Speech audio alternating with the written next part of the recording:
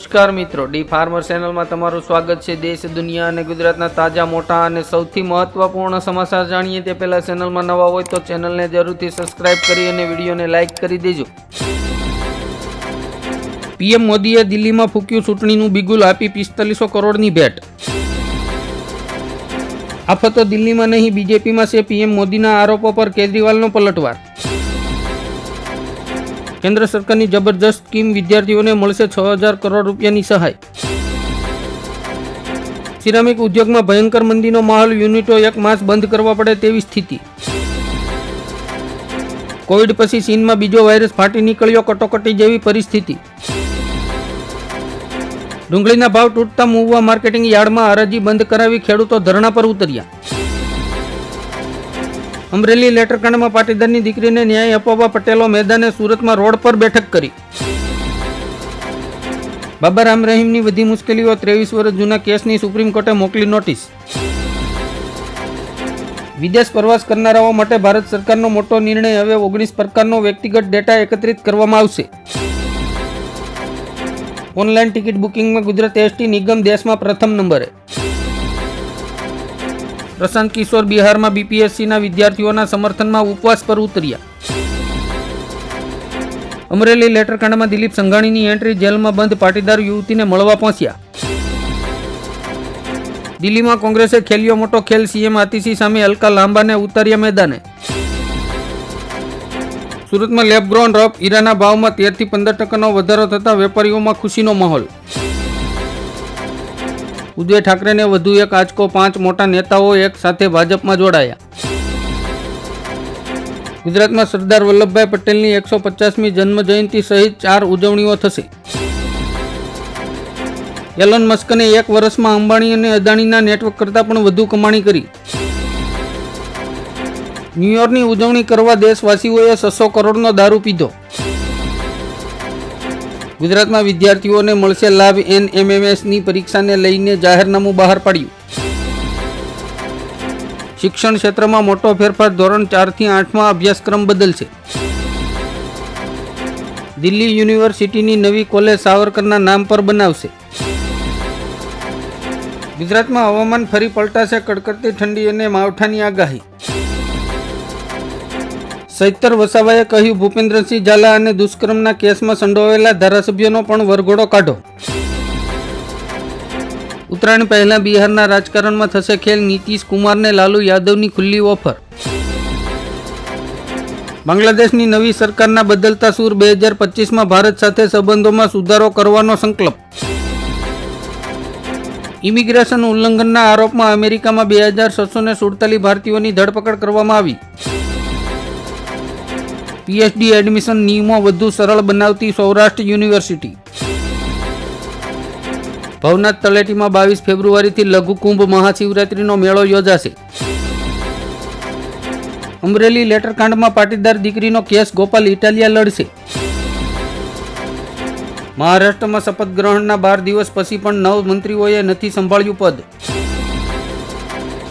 અમદાવાદમાં flower show શરૂ થશે, ટિકિટોનો ચાર્જ 70 રૂપિયાથી લઈને 500 રૂપિયા સુધી। ઇસ્કોનના સંત ચિન્મય કૃષ્ણદાસના જામીન વધુ એકવાર બાંગ્લાદેશ કોર્ટે નકાર્યા।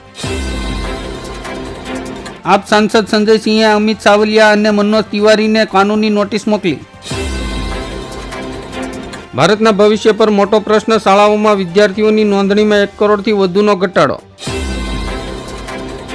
આજથી ગુજરાતને મળશે નવો જિલ્લો, સરકારે કરી વાવ થરાદ જિલ્લાની જાહેરાત। ડોનાલ્ડ ટ્રમ્પને મોટો ઝટકો, જાતીય શોષણ કેસમાં રાહત આપવાનો કોર્ટનો સાફ ઇનકાર। અમેરિકાને પડકાર આપશે ચીન, નવા વર્ષની શુભેચ્છામાં શી જિનપિંગની ટ્રમ્પને ચેતવણી। 2025નો વીજતંત્રનો નવો પ્રોજેક્ટ, સોલાર રૂફટોપની વધારાની વીજળી ગ્રાહકો પોતાના પાડોશી કે ગમે તેને આપી શકશે। સુવેન્દુ અધિકારીએ કહ્યું, ભાજપ બંગાળમાં સત્તા પર આવશે તો મમતા બેનર્જીને જેલમાં ધકેલીશું। તેજસ્વી યાદવે નવા વર્ષ પર લીધો મોટો સંકલ્પ, બિહારને એક નવા મુકામ પર લઈ જશું। પીએમ કિસાન સન્માન નિધિ યોજનામાં ખેડૂતોને નવા વર્ષ પર કુલ 3 હપ્તા ઉપલબ્ધ થશે, જેમાં 19, 20 અને 21મો હપ્તો।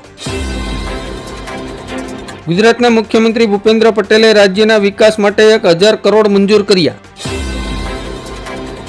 કેન્દ્ર સરકાર પીએમ આવાસ યોજના દ્વારા ગરીબોને 2 કરોડ ઘર ફાળવશે. દિલ્હીમાં ધાર્મિક સ્થળોને તોડી પાડવાનો આદેશ પર સીએમ આતિશીએ એલજીને પત્ર લખ્યો. દેશના કરોડો ખેડૂતો માટે ખુશખબરી. આરબીઆઈએ ખેડૂતો માટે ગેરંટી વગરની લોનની લિમિટમાં કર્યો વધારો. નવા વર્ષમાં ગ્રાહકો માટે રાહતના સમાચાર. એલપીજી સિલિન્ડરના ભાવમાં ₹14.50નો ઘટાડો. વાહન ચાલકોને મોટો ઝટકો. ગુજરાત ગેસ કંપની દ્વારા આજથી સીએનજીના ભાવમાં 1 કિલોએ ₹1.5નો વધારો. 26મી જાન્યુઆરીની પરેડ જોવા માટે આવતીકાલથી બુકિંગ શરૂ. કેરળના મંદિરોમાં પુરુષોને કપડાં ઉતારવાની પરંપરા હવે સમાપ્ત. કાલથી ઠંડી માટે તૈયાર રહેજો. આંબાલાલ પટેલે કરી ધ્રુજાવી મૂકે એવી આગાહી. ધોરણ 12 સાયન્સની પ્રિલિમ પરીક્ષામાં કરાયો ફેરફાર. હવે 22 થી 23 તારીખે લેવાશે એક્ઝામ. નીતિશ કુમાર ફરી પક્ષ પલટો કરે તેવા સંકેત. રાહુલ ગાંધીએ ઇન્ડિયા ગઠબંધનમાં જોડાવા આપ્યું આમંત્રણ. અરવિંદ કેજરીવાલે ભાજપને પૂછ્યું, શું મારી સાથે દુર્વ્યવહાર કરવાથી દેશને ફાયદો થશે? નવા વર્ષમાં ખેડૂતોને લાગશે મોટો ઝટકો. ડીએપીમાં 50 કિલોની થેલીએ ₹200નો વધારો. ગુજરાતમાં બને છે 600 કરોડના પતંગ. ભારતનું 95% માર્કેટ રાજ્યના આ 2 શહેરોના હાથમાં. ખંભાત અને નડિયાદ. મજૂરો માટે ખુશખબર. સરકાર દર મહિને ખર્ચા માટે આપશે ₹3000. મહારાષ્ટ્રની મુસ્લિમ મહિલાઓ આવી યુસીસીના સમર્થનમાં. સરકાર સામે મૂકી 25 શરતો. માલદીવના પ્રમુખ મુઇઝુને ઉથલાવવા વિપક્ષે ભારત પાસેથી ₹51 કરોડ માંગ્યાનો આરોપ. રાજ્યમાં આયુર્વેદિક તબીબોને એલોપેથીની છૂટ આપવા માટે વિચારણા.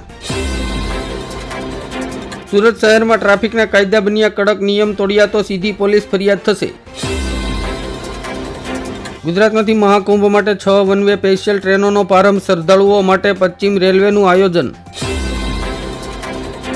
બાંગ્લાદેશમાં ફરી સત્તા પરિવર્તન. ઢાકામાં આજે વિદ્યાર્થીઓ પ્રદર્શન સાથે કરશે ક્રાંતિનું એલાન. અદાણી ગ્રુપે અદાણી વિલેજમાંથી બહાર નીકળવાની જાહેરાત કરી. 44% હિસ્સો વેચવાની કરી તૈયારી. ટ્રેનોના સમયમાં ફેરફાર. આજથી અમદાવાદ ડિવિઝન પર નવું ટાઈમ ટેબલ લાગુ. આરબીઆઈએ લીધું મોટું પગલું. 1 એપ્રિલથી બદલાશે પૈસા મોકલવા સંબંધિત નિયમો. નવા વર્ષમાં લોકોના ખિસ્સા પર સીધી અસર. આજથી શેરબજાર, યુપીઆઈ અને એફડી સંબંધિત ઘણા નિયમોમાં થશે ફેરફાર. યુદ્ધ રોકવાની ટ્રમ્પની ઓફર. પુતિને નકારી કાઢી. શું પીએમ મોદી બનશે શાંતિદૂત? કોમેન્ટ કરીને જણાવો. ખેડૂત નેતા રાકેશ ટિકૈતે કહ્યું, જ્યાં સુધી સરકાર અમારી વાત નહીં સાંભળે ત્યાં સુધી આંદોલન ચાલુ રહેશે.